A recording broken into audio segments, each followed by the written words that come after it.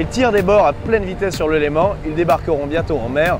Après 2 ans d'une préparation méticuleuse, les TF35 régatent désormais à couteau tiré. Nous avons rendez-vous avec un grand marin et pas n'importe lequel, Loïc Perron. Alors suivez-nous à bord, une vidéo produite pour le compte de Bûcher & Wald et Skippers Magazine. Allez, on embarque. Merci de nous accueillir en tout cas à bord du TF35 Art Explorer. Quelles sont tes sensations? Tu barres le bateau, donc c'est quoi de barrer ces bateaux volants voilà, qui sont si spécifiques?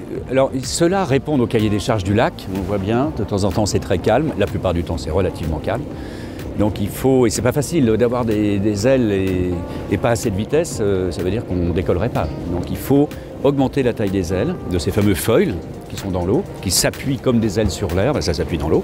Ça fait quand même pas mal de nombreuses années maintenant qu'on commence à avoir des engins qui volent. Bizarrement d'ailleurs, le vol ne dépend pas du nombre de coques. C'est pas, tout comme le vol d'un avion ne dépend pas du nombre de pneus. On se fout un peu de savoir sur combien de pneus va se poser l'avion quand il ne vole pas, pour autant qu'il arrive à voler sur ses ailes. C'est pareil pour un bateau. Là, il y en a 2, parfois il y a des trimarans à foil, il y a des monocoques à foil, il y a des planches à voile, il y a des wing foil, il y a plein de choses qui volent depuis maintenant pas mal d'années. Et c'est quoi les sensations en tant que barreur là? C'est beaucoup plus lisse, en fait. C'est surtout qu'on accélère, évidemment, parce que le principe du foil, c'est de s'extraire de la traînée. Tout ce qu'on essaye de faire, c'est d'essayer de diminuer les freins dans plein de domaines. C'est ce qui est le plus intelligent à faire, plutôt que d'augmenter la puissance. Eh bien, le plus gros frein, c'est évidemment l'air, mais aussi l'eau, surtout l'eau. La densité de l'eau est incomparablement supérieure à celle de l'air, donc une coque dans l'eau, ça frotte, ça freine, et ça s'enfonce même, avec la vitesse. Là, on s'extrait, donc il y a beaucoup moins de bruit. C'est la première chose. On est insensible aux vagues. On les traverse évidemment en ligne droite et en altitude. Et par contre, ça va plus vite. Donc il faut être relativement sensible. Ça ressemble un petit peu, c'est une 3e dimension comme en aviation. C'est le même langage que les avions. On parle de portance, de traînée, de décrochage, de stall.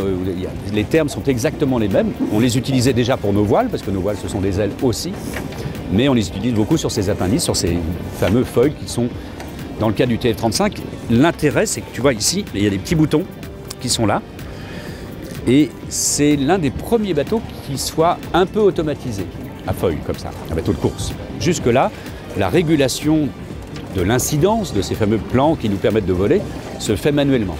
Alors que là, c'est automatique. C'est toi, en tant que barreur, qui va gérer justement cette régulation sur cette console? Enfin, je ne vais pas gérer la régulation, je vais juste demander, afficher une consigne. En gros, j'ai 2 types de consignes à la barre, ou quelqu'un d'autre peut le faire à côté.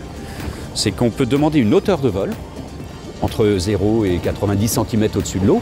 Au milieu du pod, au milieu du bateau, à l'arrière et à l'avant aussi, on a des capteurs, des ultrasoniques, qui déterminent la hauteur de la plateforme par rapport à l'eau. Au milieu du bateau, il y a une centrale inertielle, c'est vachement chiadé comme truc.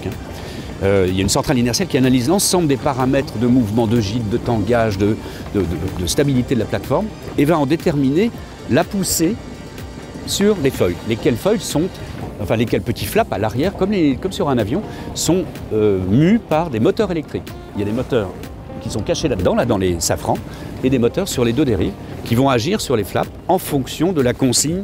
Et puis l'autre consigne, c'est ce qu'on appelle le pitch, c'est-à-dire la manière dont le bateau se comporte en longitudinal.